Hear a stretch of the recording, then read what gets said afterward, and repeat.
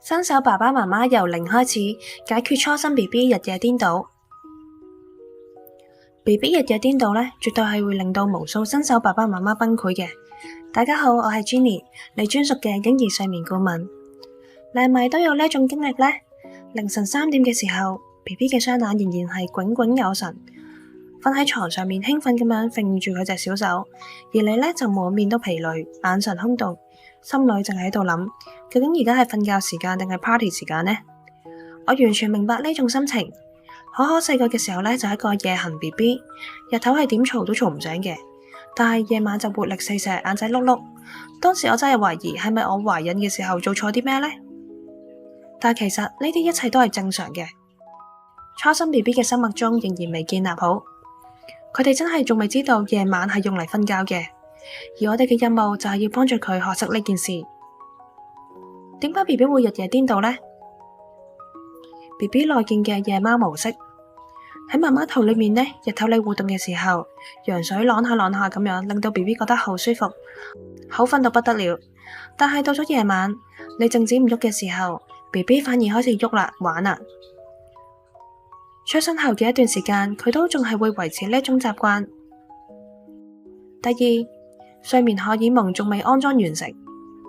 大人喺晚上會分泌褪黑激素，等我哋產生睡意。但係 BB 嘅褪黑激素要到大約3-4個月先會穩定。對於佢哋嚟講呢，日頭同埋晚上都冇乜分別嘅。第三，冇辦法感應光線嘅變化。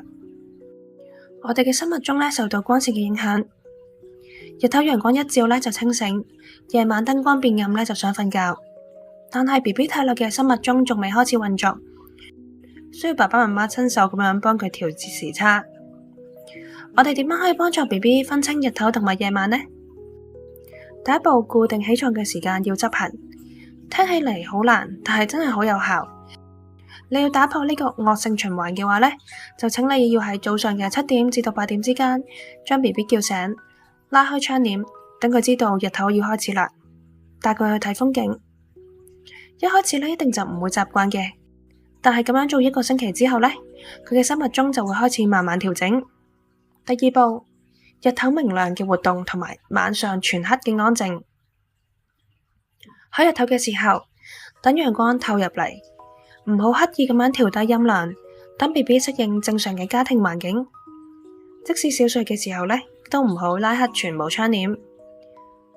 喺晚上嘅時候，燈光調暗，令到 BB 知道而家係夜晚啦，避免過度活動，唔好等佢以為可以玩。第三步，增加活動量，消耗體力。俾 BB 喺唞嘅時候喐下，譬如 tummy time， 聽音樂，拍下手，等佢感受到日頭係玩嘅時間，咁樣夜晚會比較容易瞓着。第四步，將夜晚嘅互動降到最低。如果半夜要餵奶或者換尿片嘅話呢，請你記住2個原則，用最細嘅聲音，最少嘅眼神接觸，避免 BB 誤會呢個係活動嘅時間。第五步，日頭餵飽，夜晚減少夜奶。有啲 BB 呢，夜晚頻繁咁樣醒，係因為習慣咗少食多餐。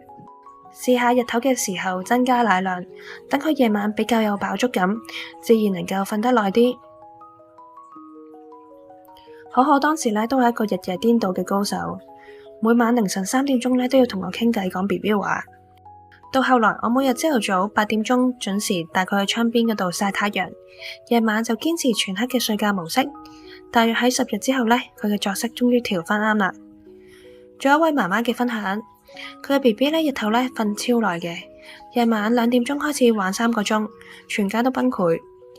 但係佢按照我呢個方法執行，2個星期之內呢， BB 就可以喺晚上連續瞓6個鐘頭。咁佢終於呢，就唔使晚晚都同佢玩啦。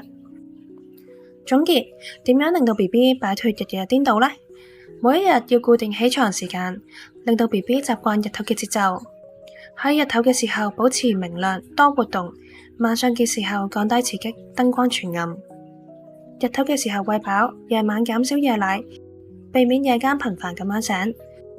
呢啲方法一旦執行起嚟，BB 嘅生物時鐘就會慢慢建立，爸爸媽媽嘅黑眼圈就會慢慢消失啦。如果你對 BB 嘅睡眠又或者以上嘅內容有任何問題，自行入睡課程嘅同學可以直接拉或者 Telegram 我比較快。其他嘅讀者請留言，我全部都會回覆。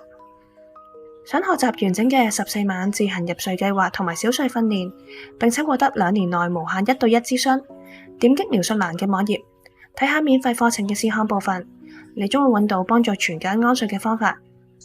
祝你同埋 BB 都能夠瞓個好覺。